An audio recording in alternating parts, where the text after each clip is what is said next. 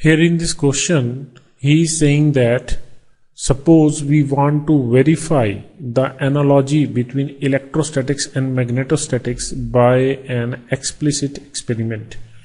ये कह रहा है कि सपोज हम इलेक्ट्रिक फील्ड और मैग्नेटिक फील्ड की एक एनालॉजी इस्टेब्लिश करना चाहते हैं किसी एक एक्सपेरिमेंट के बेसिस पे, ठीक।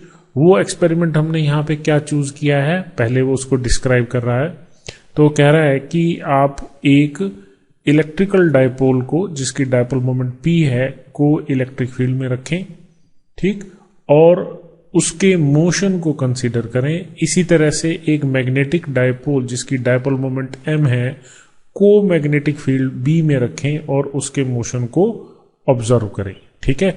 तो ये कह रहा है कि जब आप इनके मोशन को ऑब्जर्व करेंगे तब आपको, जब ये चीज इस्टेब्लिश हो जाए या आप उन दोनों के मोशन के अंदर सिमिलैरिटी देखें, तो आपको क्या लिखना है, you have to write down a set of conditions on E, B, P and M so that two motions are verified to be identical. आपको वो दोनों मोशंस एक जैसे दिखाई दें या दिखाई दे रहे हैं, तो उस कंडीशन में आप E और B की एनालॉजी को कैसे वेरीफाई करेंगे। और साथ में कह रहा है कि जो इनिशियल कंडीशन है उसको आप सेम एज्यूम कर सकते हैं, आइडेंटिकल एज्यूम कर सकते हैं, ठीक है। तो इस बात को समझिए।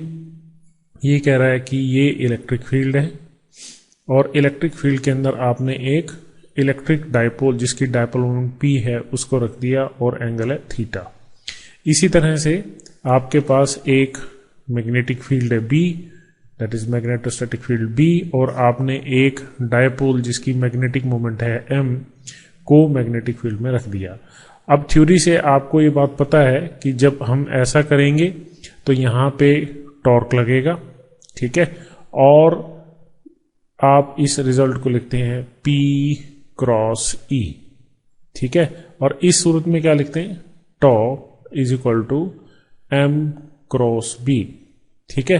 तो ये कह रहा है that the two motions are verified to be identical, मतलब दोनों मोशंस एक जैसे दिखाई दें का मतलब दोनों ही सिचुएशन में एक जैसा ही टॉर्क लगे, ठीक है। दोनों ही सिचुएशंस में एक जैसा ही टॉर्क लगे, तो वो सिचुएशन के अंदर आप E, B, P और M में क्या सिमिलरिटी पाते हैं। मतलब क्या कि इसको टो लिखें तो यहां टो डैश लिख लें, ये इस तरह से लिख दें।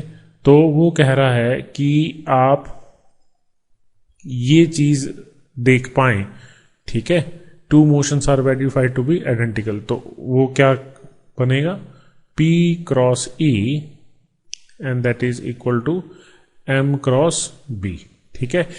तो यहां से साफ दिख रहा है कि आप अगर इस इलेक्ट्रिकल फैक्टर, मतलब जो कि इलेक्ट्रिक डायपोल मोमेंट है, को आप मैग्नेटिक डायपोल मोमेंट से रिप्लेस कर दें और जहां जहां E लिखा होता है वहां वहां क्या लिख दें, B लिख दें, ठीक है। सिमिलरली इसी तरह से और कंडीशंस बनेंगी, जैसे जहां जहां एप्सिलॉन नॉट लिखा होता है वहां वहां आप 1/μ0 लिख दें, तो आपको वैसे ही रिजल्ट्स मिलेंगे जैसे आपको इलेक्ट्रोस्टैटिक फील्ड में मिले थे, ठीक है।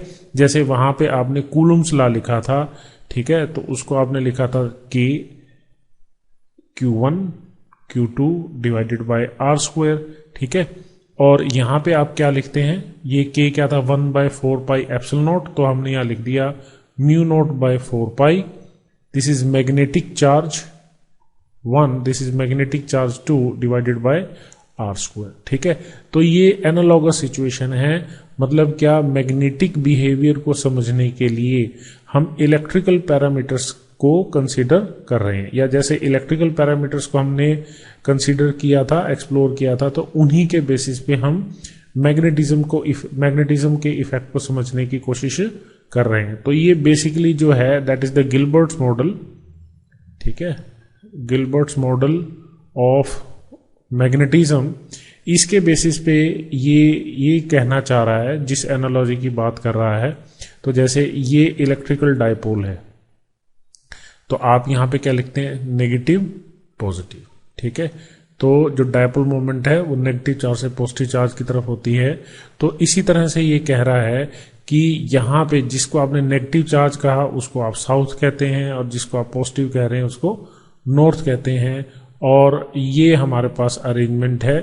ठीक है, तो जब हम इसको इस फील्ड में रखते हैं, मैग्नेटिक फील्ड में रखते हैं, तो इसके ऊपर टॉर्क लगता है। ठीक है, तो ये जो बेसिस है, जैसे हमने यहाँ पे मैग्नेटिक चार्ज माना, ठीक है, तो ये जो एक्सप्रेशंस हम यहाँ पे मान रहे हैं, ये एक्सप्रेशंस हम मैग्नेटिक मोनोपोल को मान के कर रहे हैं कि मोनोपोल एग्जिस्ट करता है। ठीक है, जैसे यहाँ पे इसके ऊपर फोर्स लगी और इसके ऊपर फोर्स लगी और रिजल्टेंट इफेक्ट हमने कंसीडर किया टॉर्क का, वैसे ही हम यहाँ पे एनालॉगस बिहेवियर कर रहे हैं।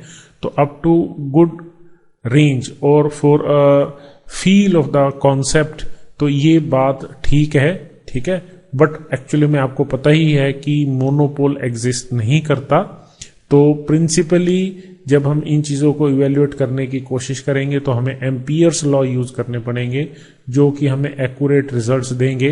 But up to certain good extent इन चीजों को समझने के लिए आप इस एनालॉजी को यूज कर सकते हैं, तो आपको कुछ रिजल्ट्स बिल्कुल सही और वैसे ही ऑब्जर्व होंगे। तो इस क्वेश्चन में बेसिकली वो यही समझाना चाह रहा है कि इस एनालॉजी का हमें क्या बेनिफिट है।